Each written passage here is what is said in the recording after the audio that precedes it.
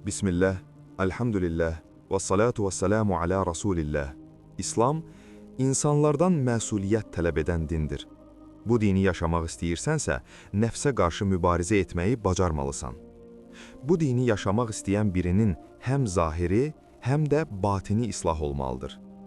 İslam dini rahatlıq dini deyil, istədiyim kimi yaşayım, amma adım müsəlman olsun dini deyil. Özünə mən tövhid əhliyəm deyib üzündə saqqal saxlayırsan. O zaman ağır ol. Saqqal saxlayırsan. Bu Peyğəmbər sallallahu aleyhi və səlləmin yoludur.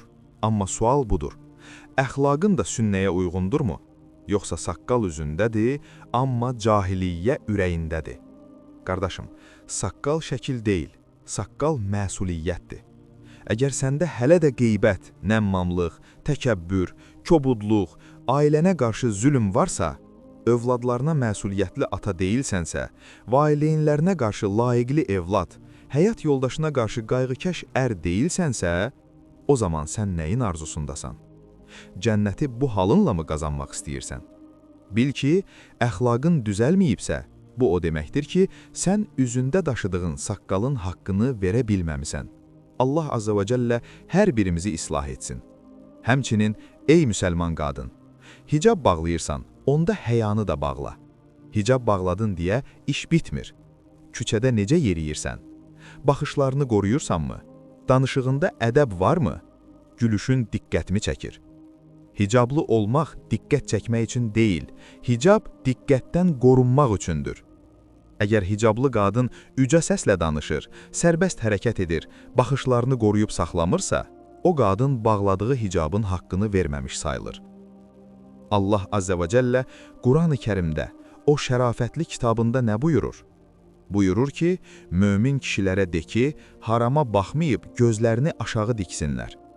Mömin qadınlara da de ki, harama baxmayıb gözlərini aşağı diksinlər. Bu ayələr həm kişiyə, həm də qadına, hər ikisinə aiddir. Müsəlman, Allahdan qorx. İslamı daşıyan deyil, onu yaşayan qullardan ol. Sən İslamı sadəcə üzündə, paltarında, sosial mediada daşıyanlardan olma. İslamı həqiqi yaşayan qullardan ol.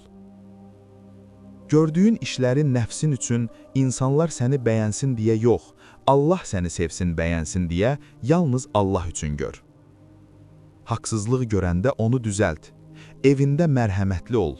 Küçədə ədəbli ol. Dilini qoru. Nəfsini harama qarşı əz. İslam zəif xarakterli insanın dini deyil. İslam nəfsini sındıra bilməyənin dini deyil. Özünlə üzləş. Özündən soruş, mən İslamı Allah üçünmü yaşayıram? Yoxsa insanlar məni müsəlman görsünlər deyəmi? Mənim ibadətim məni düzəldibmi? Əgər saqqal səni dəyişməyibsə, əgər hicab səni təmizləməyibsə, əgər namaz səni islah etməyibsə, problem ibadətdə deyil, səmimiyyətdədir.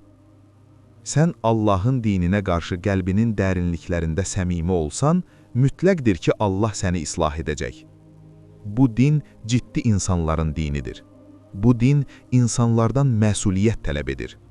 İslam səni dəyişməlidir. Allah bizləri zahiri ilə batini bir olanlardan etsin. Bizləri İslamı daşıyan deyil, onu yaşayan qullardan etsin. Qəlblərimizi islah etsin. Allahümmə amin.